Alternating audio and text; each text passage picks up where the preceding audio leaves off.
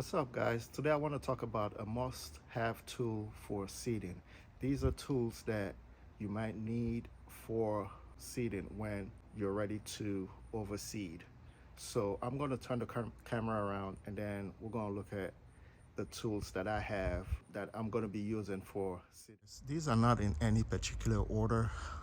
So first up, I will start right here, the blower. And usually we use that for blowing up the seed back into the lawn if you're seeding and you have your driveway and walkways. Once you seed, then you want to blow the extra seeds that might have fallen into the driveways or your walkways back into the lawn. So that's why you need a blower. Next up is the lawnmower.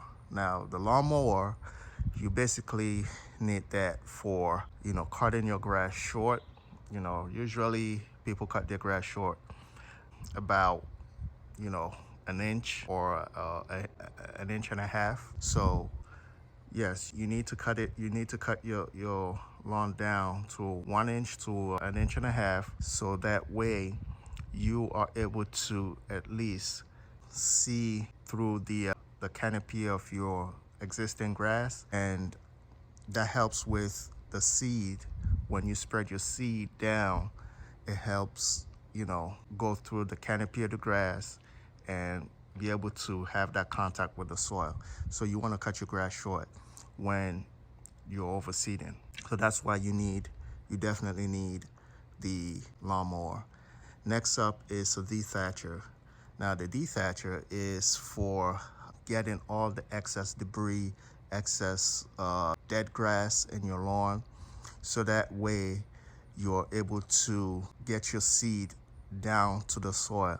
If you have a thatch in your lawn and you overseed over that thatch, the likelihood of the seed germinating is very minimal. So that's why you need a dethatch to dethatch the lawn. It's basically like you pushing a lawnmower and getting that excess debris out of your lawn, so that way the seed can again get through the soil.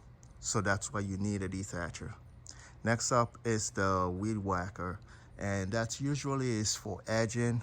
In my lawn, for example, as you can see the board right there, I use that to edge, get my lawn down to about an inch with that, because the lawnmower usually doesn't get to the crease there of the fence. So I use my weed whacker to get the grass lower there to the height that I want. So if you have a fence, you might need a weed whacker. Or if you don't have a fence and you have your edges, you want to also probably use that to get your edges straightened out before you overseed. So I would say yes, that's a must.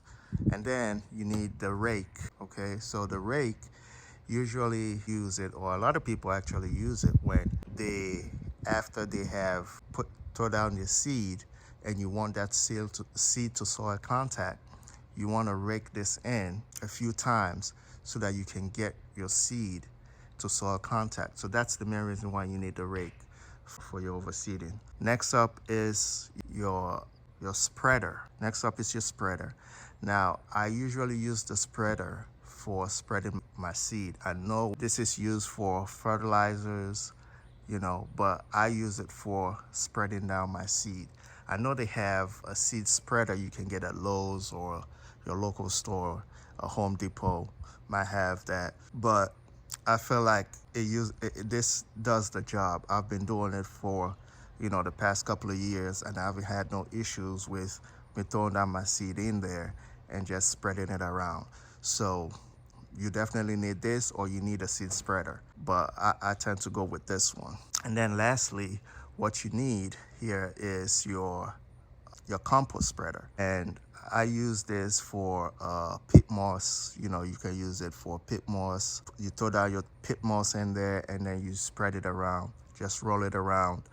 You can also use a compost, spread it around, and what that basically does is it kind of eliminates the debris from the compost or your pit moss from getting into your soil.